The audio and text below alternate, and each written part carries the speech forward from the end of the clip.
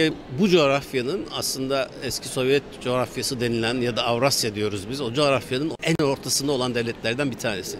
Yani hem coğrafi olarak ortada hem de siyasi, ekonomik ve jeopolitik açıdan baktığınızda önemli merkezi ülkelerinden bir tanesi.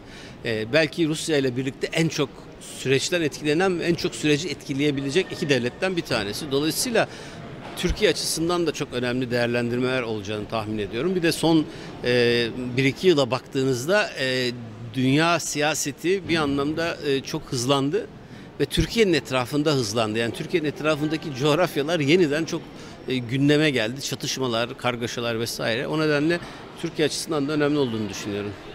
Well, first of all, from the United States perspective, Turkey is the most important country that there is in this region. Not because the U.S. cares so much about what happens inside of Turkey, but because Turkey has a really important place on the map, the connective tissue economically and in terms of security with this space, also with the Middle East, as we know. But also because Turkey can be a key partner in resolving problems. The way U.S. foreign policy works, the world over in my experience, maybe students will find it hard to believe, but generally the U.S. seeks to resolve problems so that our economy can grow and we can live lives not being threatened by big problems. And so the extent to which Turkey wants to be part of problem solving, well, that will make Turkey a crucially important ally for the United States.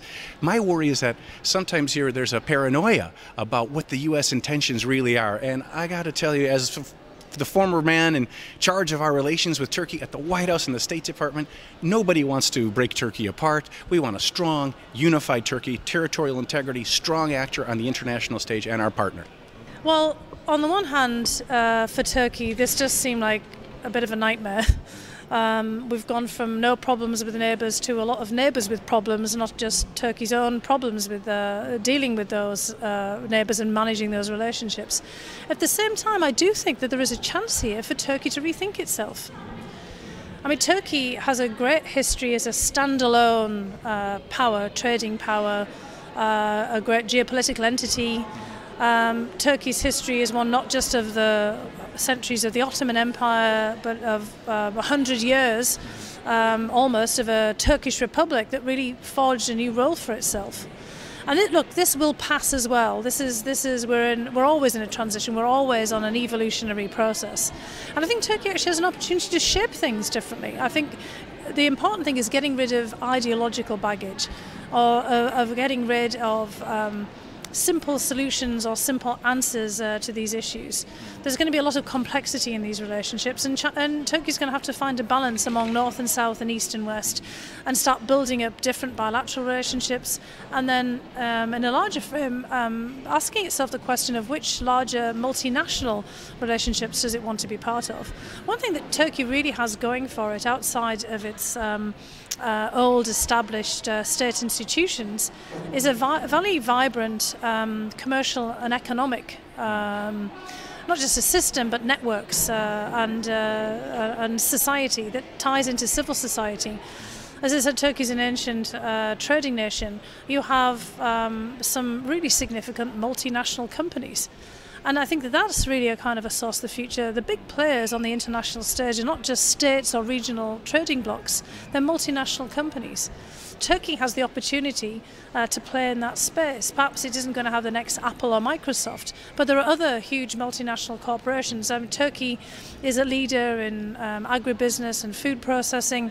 It may have problems in thinking of its own energy security as not being a major energy producer, but that's actually also a benefit, because there are so many countries around the world, from Norway and Finland and many others, who have actually made huge technological advancements by thinking differently and thinking about how they can produce world-class corporations and companies. And I think that's another part of Turkey. Strength plus education, youth.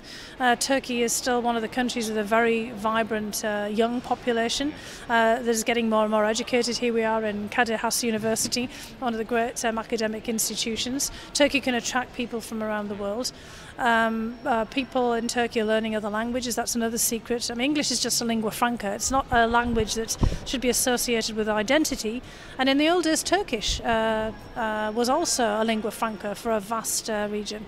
And Turkey can play that role again as it does in the past. So a seeming crisis.